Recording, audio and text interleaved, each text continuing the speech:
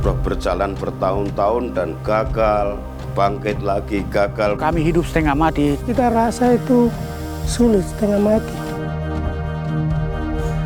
Dari kampung sini kalau jam 6 pagi kita keluar jalan kaki. Kembali di sini mungkin jam 4 sore kah, tidak anggap saya 1 hari. Hanya berjuang garam pecin, sabun. Kalau pendatang bilang begitu, masyarakatnya bilang begitu, polisi bilang begitu, tentara bilang begitu, misionaris mungkin saking jengkelnya omong begitu. Sudah, memang kami ini kelas 2. Jadi mereka datang tawarkan kita di sini harga apa, kita tidak tahu ya, kita cuma ikut-ikutan saja. Masyarakat sendiri masing-masing kan sibuk dengan tanggungannya sendiri-sendiri, dengan hutangnya gitu, sehingga untuk bikin kegiatan-kegiatan di kampung sangat ya susah untuk dikumpulkan mereka gitu. Saya susah, yang lain bilang saya sedih, yang lain bilang saya khawatir, lalu mau apa? Bagaimana ini masyarakat tertinggal? Berarti kita bagaimana untuk ke depan? Bukan hanya melihat masa depannya, tetapi mencari solusi. Jangan sampai tergantung kepada bantuan-bantuan. Jadi akhirnya kita bikin rapat dengan masyarakat, seluruh masyarakat di balik kampung untuk menawarkan kepada mereka gitu. Kami memberikan motivasi. Yang jadi inspirasi saya adalah dari kitab 2 Raja-Raja 4 ayat 1-7 itu ya. Di situ ada cerita seorang janda miskin yang memiliki hutang, dililit hutang, dia punya anak 2 gitu. Di situ janda yang miskin ini mengeluh kepada Nabi Elisa. Keluhan itu supaya mendapatkan bantuan. Nabi Elisa bukan membantu apa-apa, tetapi Nabi Elisa hanya bilang, apa yang ada padamu. Keluhan seperti itu biasanya untuk masyarakat sekarang, ini kan biasanya masyarakat ini mengeluh kepada pemerintah gitu. Ide seperti ini yang kami coba terapkan di masyarakat di sini gitu. Apa yang ada padamu. Jadi sering masyarakat bilang, aduh kami mau bentuk kelompok tapi modal dari mana? Jadi diminta masyarakat itu menemukan potensi-potensi dirinya. Apa yang dimiliki, mungkin juga kebun karet, mungkin juga dia punya keahlian berburu, mungkin juga dia bisa keahlian cari ikan. Akhirnya masyarakat mungkin ada suatu hal yang tergugah dalam dirinya. Nah, itu yang langsung mereka ada beberapa masyarakat yang oke lah, kalau begitu kita coba bikin kelompok gitu. Nah, lalu muncullah kelompok-kelompok yang pertama kali bukan usaha koperasi semacam ini. Kelompok coba-coba saja. Tetapi mulai jadi. Ini cerita ciri-ciri ini kami dengar bagus, sehingga kami dari masyarakat sepakat bersama kepala kampung untuk bangun koperasi. Nah, waktu itu kita bikin satu kelompok namanya kelompok Nonggup, usaha bersama. Nonggup artinya kebersamaan. Jadi Nonggup ini yang jadi ikonnya masyarakat di sini adalah kebersamaan, itu yang akan mewujudkan suatu impian-impian buat masyarakat di sini. Gitu. Kita yang dibentuk ini, kita rasa percaya diri untuk mengurus banyak orang. Kita mengurus uang atau kita mengurus barang, kita melayani masyarakat, kita rasa baik, meringankan. 9 bahan pokok yang sudah ada di koperasi ini, seperti garam, pecin, sabun yang sudah ada itu kita langsung beli saja. Bapak, mama yang selalu datang belanja itu gula, kopi, rokok, garam, pecin, sabun. Pokoknya 9 bahan pokok yang mereka selalu datang belanja di sini. Sayur pun kita jual, ada kita ke pasar di situ, kita jual. Terus yang sekarang itu kita sadap karet, ambil uang langsung di tempat. Jadi sudah tidak repot lagi orang yang berburu ataupun mencari ikan itu bagaimana pemasarannya harus jalan ke Mindip Tanah dengan capek-capek ke sana. Silakan saja tinggal langsung di koperasi. Sama seperti yang lain, artinya karet juga seperti itu.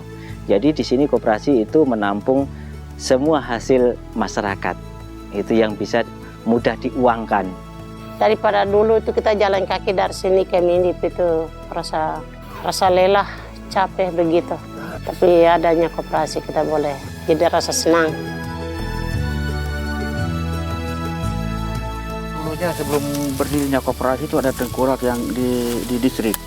Jadi dia kasih kita, tidak tahu dia ambil berapa, itu kami tidak tahu. Dan dia datang itu, dia contohnya dia bawa beras 5 karung. Dia timbang karet kurang lebih itu mungkin 30 kilo, padahal harga berasnya berapa. Jadi biasanya masyarakat rugi juga di situ. Dengan adanya koperasi berdiri, kita upayakan kita kerjasama dengan PT Montelo, kita sepakat untuk jual karet ini langsung ke PT Montelo. Nah, dalam perjalanan itu awalnya mulai dari 8.000 itu dia bertahap naik. Dia naik harga itu sampai dengan 23.000 per kilo. Ya sejauh ini masyarakat kami dia dapat 1 kilo 20.000 ini, dia rasa senang dan tiap hari menyadap. Ya kurang lebih kita dalam 1 bulan itu mencapai rata-rata 4 ton. Kalau semua petani sadap 1 bulan itu bisa mencapai 6 ton. Jadi kita sudah sepakat dari koperasi ambil 2.000. Untuk petani itu sesuai dia punya kilo. Koperasi ini kita bangun, dirikan tanggal 1 Juli 2009. 20 anggota yang kita mulai jalan sampai dengan 8 juta kita mulai kelola. Ya sampai akhir-akhir ini 500-an juta. Sekarang ini yang terjadi adalah anggota-anggota ini datang juga dari distrik yang lain. Ternyata dari usaha-usaha yang masyarakat lakukan ini menjadi berita yang ini bahan promosi buat masyarakat itu sendiri gitu. Akhirnya mereka tertarik gitu. Dan ini sudah jalan yang ke-3 tahunnya. Hasil rat terakhir ini itu keuntungan sudah mencapai 200 juta.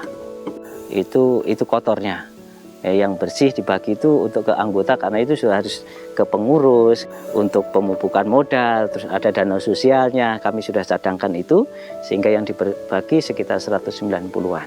Ada anggota yang dari Mindip Tanah, yang dari distrik Mindip Tanah ini malah jadi anggota yang paling banyak menabung dan memiliki SHU yang terbesar. Tahun 2011 kemarin itu yang dapat sisa hasil usahanya itu 6.500.000 dan hadiahnya televisi. Ini murni dari swadaya yang kami jalan.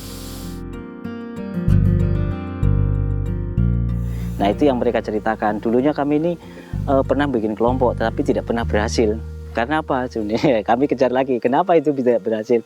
Ya biasanya kalau sudah ada uangnya, sudah kumpul uang, nanti uangnya dibawa ketuanya hilang.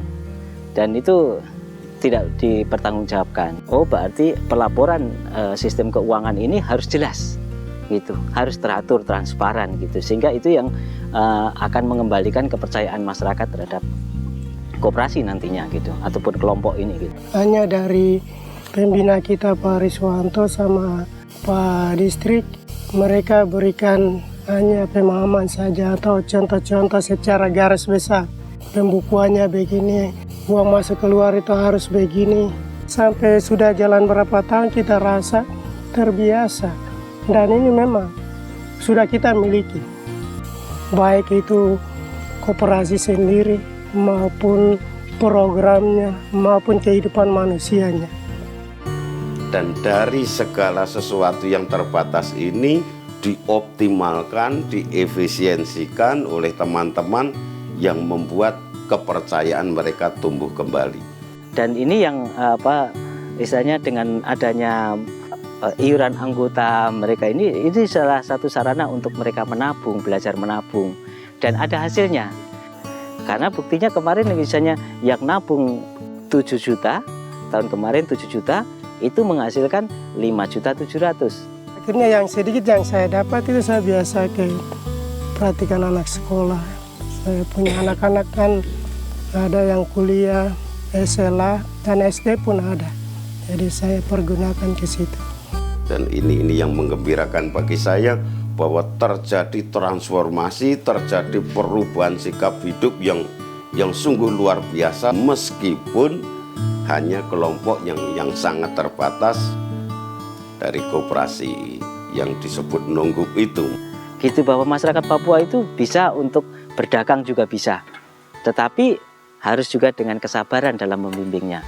Gitu. Ternyata selama ini pandangan masyarakat bahwa masyarakat itu tidak bisa, ternyata bisa. Menurut jiwa kita itu kita rasa memiliki, dan ini kita rasa itu kita mampu, dan kita mau supaya malah lebih bagus lagi, bukan yang seperti hari ini. Maju-maju terus.